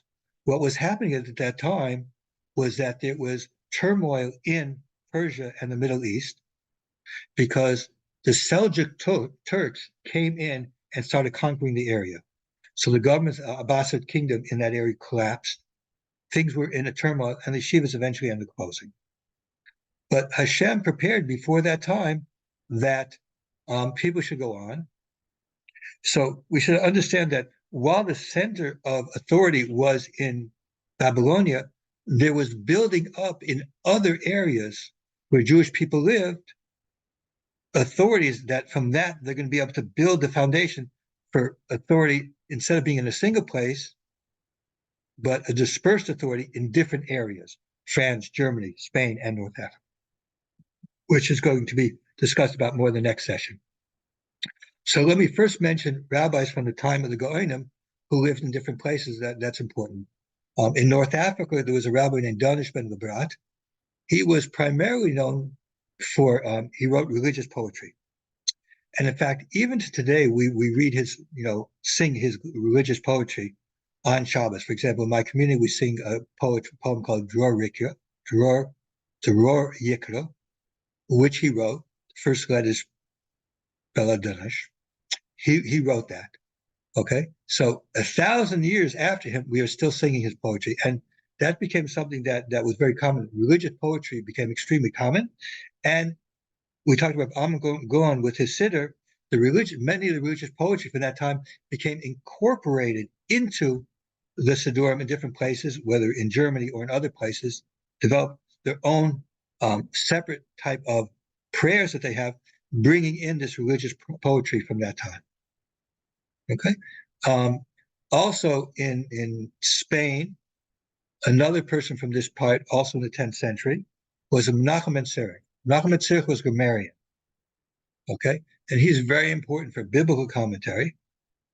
He lived in Spain, and if you learn Rashi, when Rashi discusses grammatical things, you will see many times he says, Menachem ben Sirach says so and so and so and so. This is that Menachem ben Sirach, who was a grammarian in Spain. Spain had many people of learning, but it wasn't yet on the level of what was in Babylonia.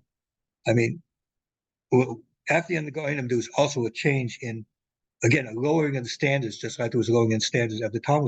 There was a lowering in standards, but each of the communities was devolved authority into different areas, which we're going to go into much more detail in the next session here.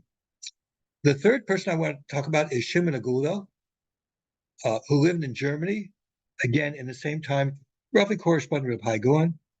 He was a Talmud, and he was taught Talmud himself.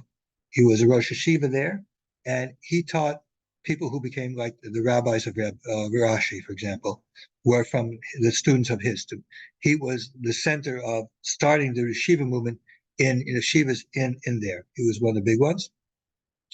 And another person important to know was Colonimus of Lucca. Lucca was a city in Spain.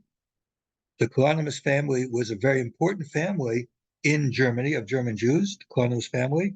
Many important people are descended from the Colonimus family. I believe Rabbi Huda Achusid in the 12th century, I believe, was from the Colonimus family. So Colonimus of Lucca came there. He came to Germany. The story is told that Charlemagne invited him to come to Germany, and he settled in the city of Mainz. Mainz was a city of Torah learning. Again, the authority was still in Babylonia, but there was still Torah learning outside of it, and people were learning. And he basically founded Mainz was one of the primary cities of Torah learning in Germany after the fall, after the end of the Goyim. That's where German Judaism starts, from the city of Mainz. Okay, now another important point again, as they were the authority in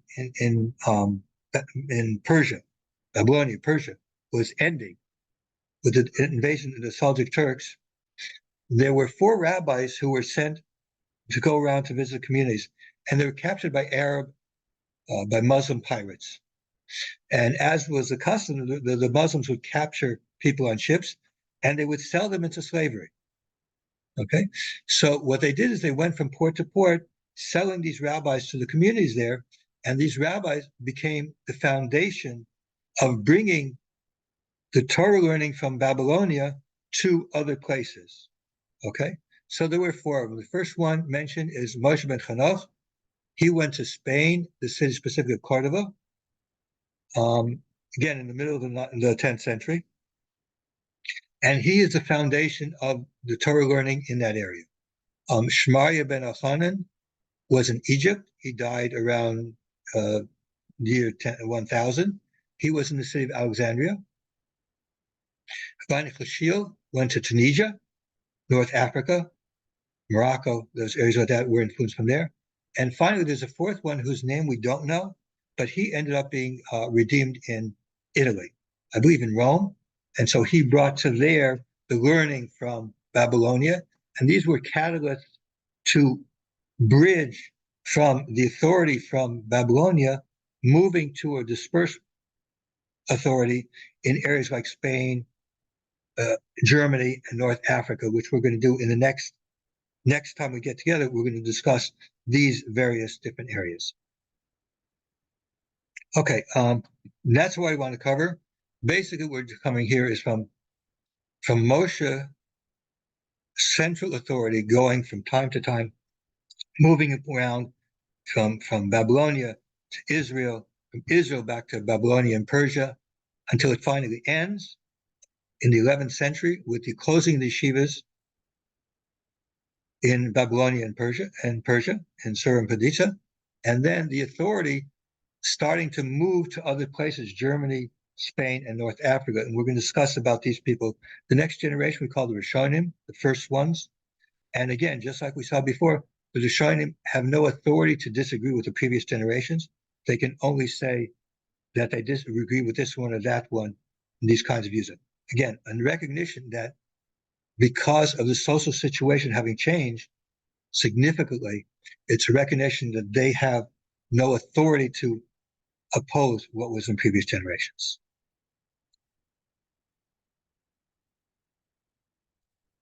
Okay, I'm going to leave it there. Are there any questions? I don't have any online, Rabbi. Does anybody in the group have any questions they want to ask the Rabbi? Any questions whatsoever? I know it's a lot of stuff we went to. We covered a long period of history and some events. I just find it amazing that there's so many scrolls that they had to keep up with and travel with. You know? Yeah, that's going to be an interesting question in the future.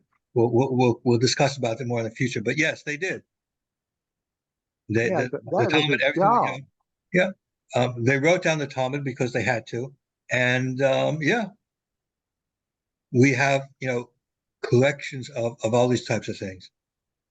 Yeah, and y'all still have them. Yeah. We're going to discuss about it when we get to Rishonim and stuff like that. We'll discuss more about the text itself. Okay. I just want you to be aware that we don't believe in sola scriptura, whether it has to do with the Talmud, the Mishnah, or even the biblical text. Okay. We don't, believe in such thing. The concept of inerrancy of the Talmud is non-existent. Okay, we have our authorities. Our authorities are the ones who make decisions based on the best information they have. Okay, it's a very important to understand. That was what the point of last time was, to recognize that the importance to Hashem is that we have authorities and follow them. They're the ones who decide what it should be. It's not. It's what Hashem wants is obedience.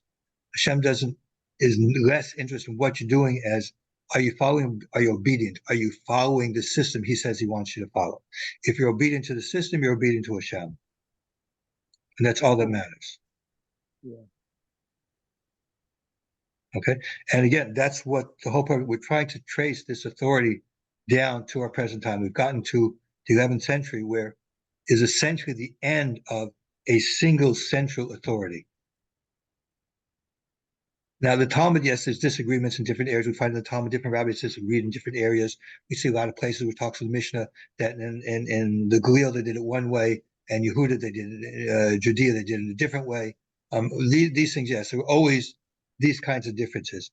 But the point is as far as central authority, like I mentioned, what's talking about deciding when the new moon was in Jerusalem. They had the authority for that.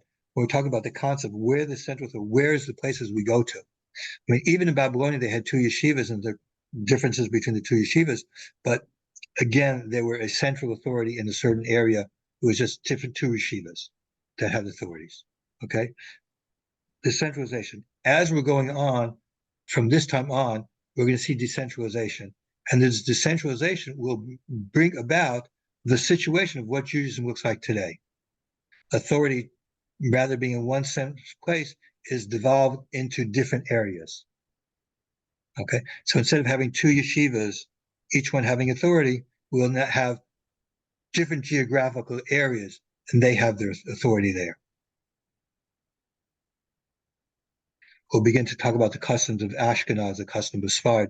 These all start happening because the authority has now devolved into different areas, having no longer being centrally located in one region, in one area. Even though there may be differences there, but it's no longer a single area. It's now more devolved and more spread out. But essentially, we're still following the same system we talked about last time, rabbinic authority based on traditions going back, and the differences come about when questions come up and various other things question how we're going to deal with certain situations, which were not discussed specifically in the Talmud, or have not been decided specifically in the Talmud, when they have to decide what to do. Again, the authority has started to be spread around. And yes, scrolls, writing. Remember, by this time they did have books, okay? Scrolls, the reason why the Tanakh was written in scrolls originally, because they didn't have books. Books started coming into, I think, 2nd, 3rd century. I'm not really an expert on this, but I think by the 1st, 2nd, 3rd century, they actually had books, okay? So things were starting to be written down in books. And books are a little bit easier to take around than scrolls, obviously. But they were written in that. The Talmud was written in the book, was not written in scroll. So, that's the way it was. We'll see. The learning was, once things were written on books, you had to copy books, but it was much easier. You can get more in a book. Yeah, it's much easier to carry around the book than it is to carry around a scroll. A scroll of the Torah, a Torah scroll is quite difficult to carry around, whereas a book of a chumash of the Torah is much easier. Yeah.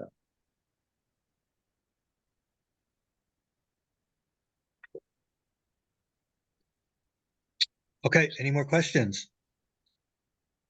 It's going to be interesting when you talk about choosing a rabbi and knowing what the rabbi is a rabbi of. Yeah, well, again, let's wait till we actually get to it. It's important to know what, when we're talking about authority. The title rabbi is not important. The title of authority, we're going to find, is much more important. Again, once we get to present day, we'll discuss, and you understand what I'm talking about. There are, what's important is this person an authority on the subject or not? When we get to today, okay, we'll get to that. Again, we're now getting to the part where authority and learning is now being dispersed into different areas, and different things start happening. People people approach problems differently in different areas. So we're going to start to see, more difference than there was before. An old question. Sure.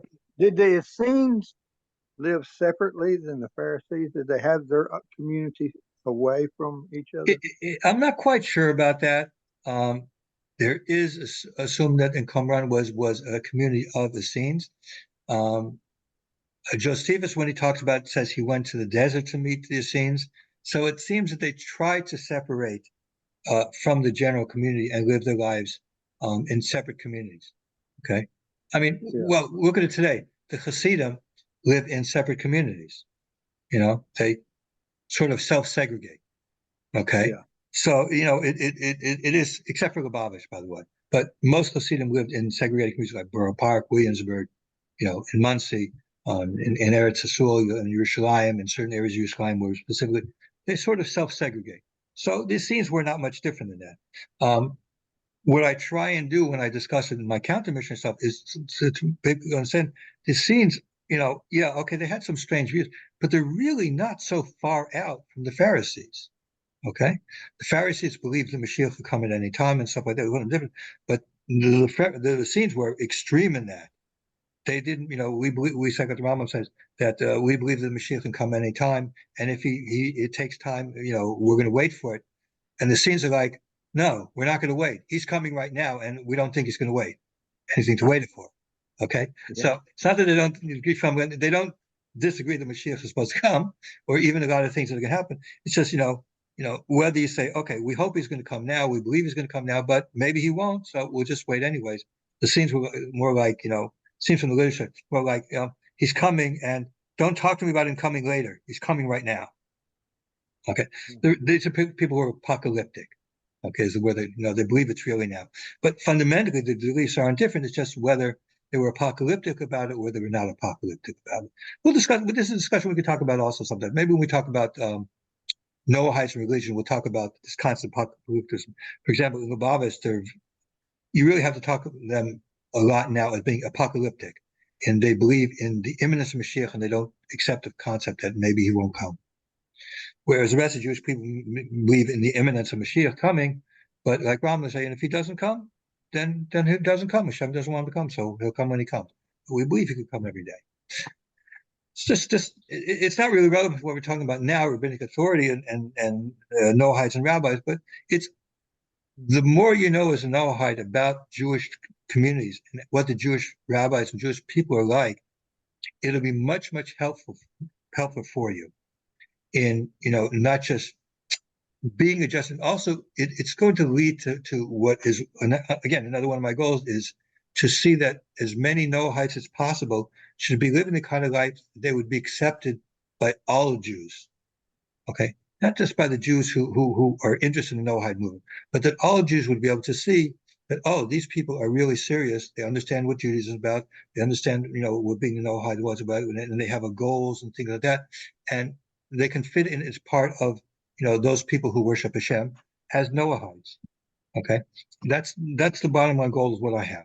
Okay, that's why some things I don't emphasize as much, but it's one reason why this is very important right now is under rabbis and Noahides and rabbis, because the tradition where it comes down to is going to help you in the long run to understand, oh, now I understand what the Jewish world is like.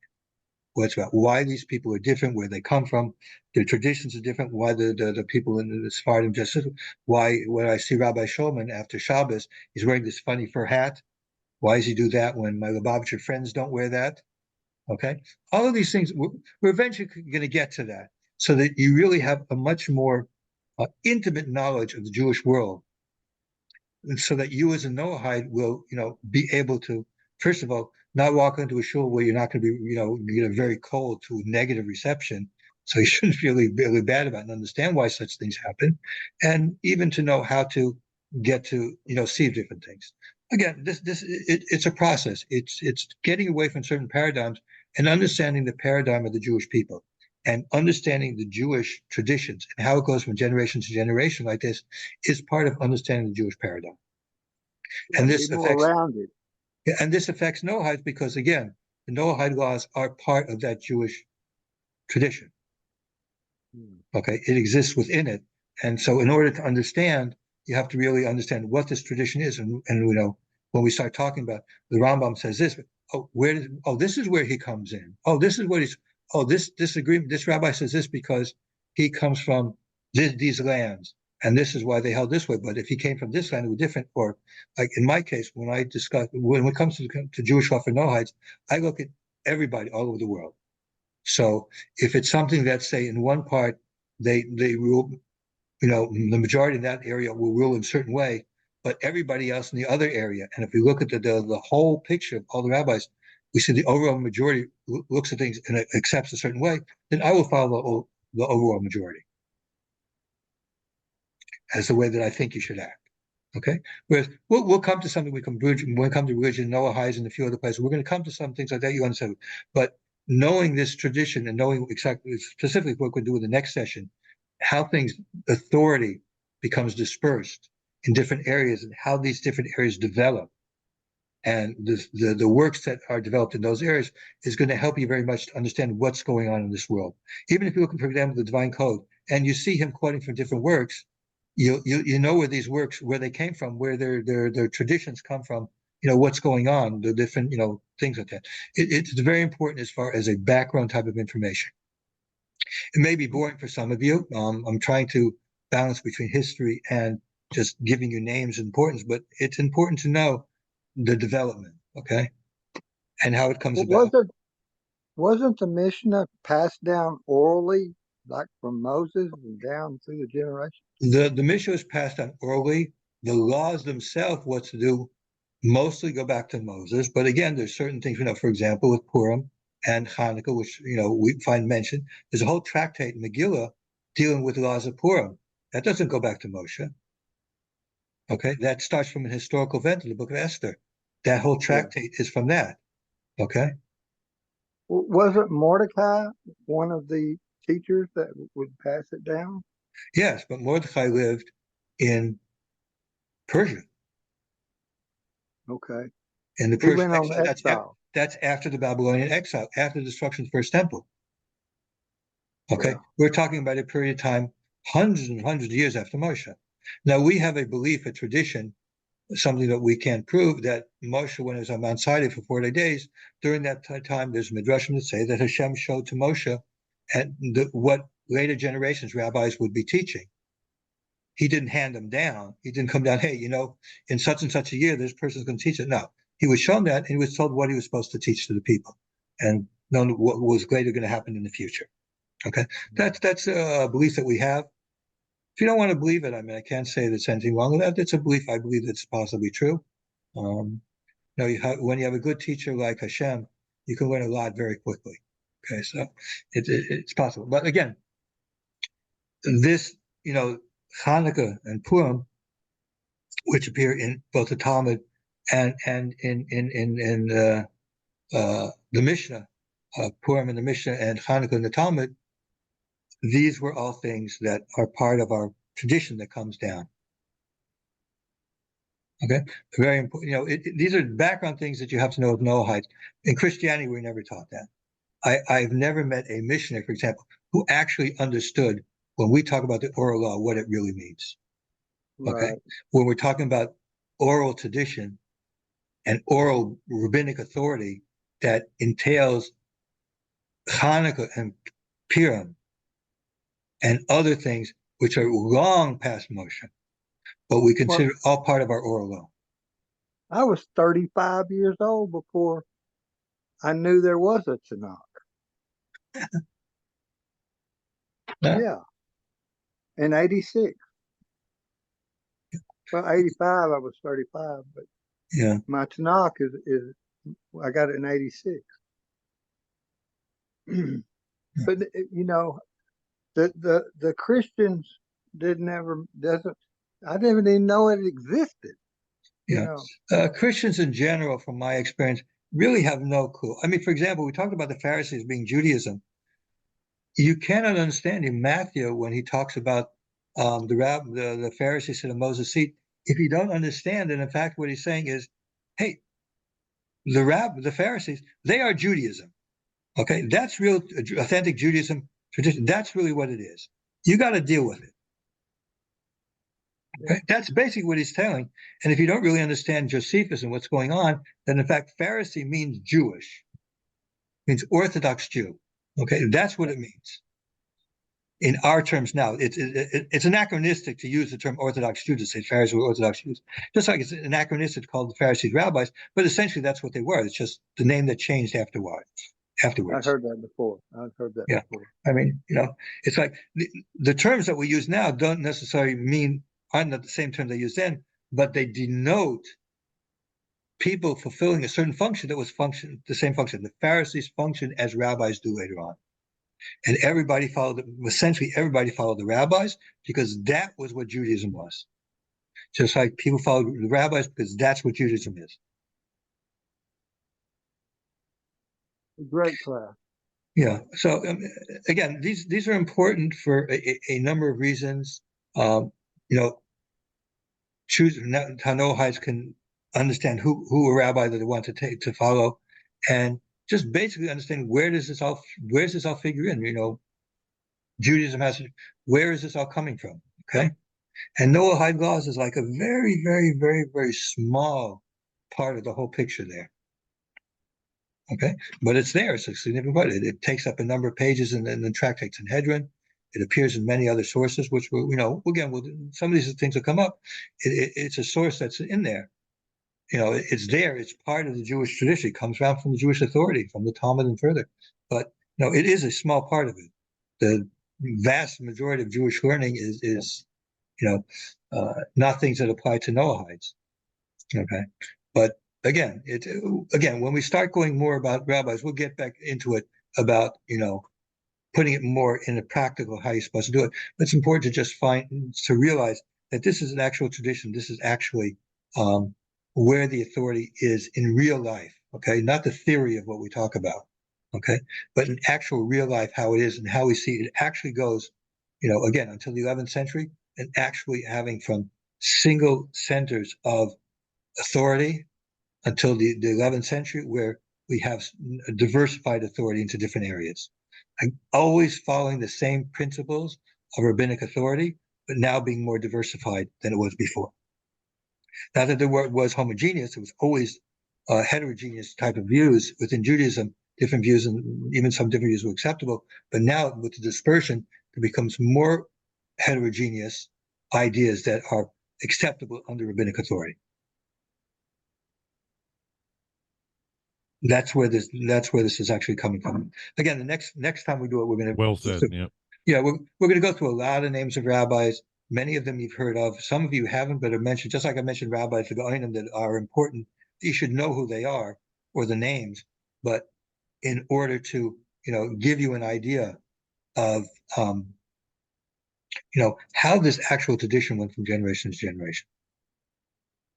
Okay, and where do I fit in as a person? Okay, I belong to where do we go back to this? And you can actually, no matter which community, from Orthodox community, you can go back to where you start attaching to a chain which goes back from generation to generation to generation, all the way back to the Talmud, to the Mishnah, all the way back to Moshe. Going back. But we're going from one end to the other, but you're going to see how once it goes off, spreads out in different places, they essentially all come back. So, for example, we all go back to the Goinim that were in Sur and Pumbedisa. And the Goinim go back to Babylonia, where the Babylonian Talmud was written, and they go back to Israel, before where the Mishnah was, and they go back before that all the way back to the Men of the Great Assembly, which is where they came together to organize things after the destruction. And that goes back to the Nevi'im, go back to the Zechariah, go back to Yeshua, go back to Moshe. All of these things are a chain of time going up and down. You can go from each way. We're going from the beginning to the end.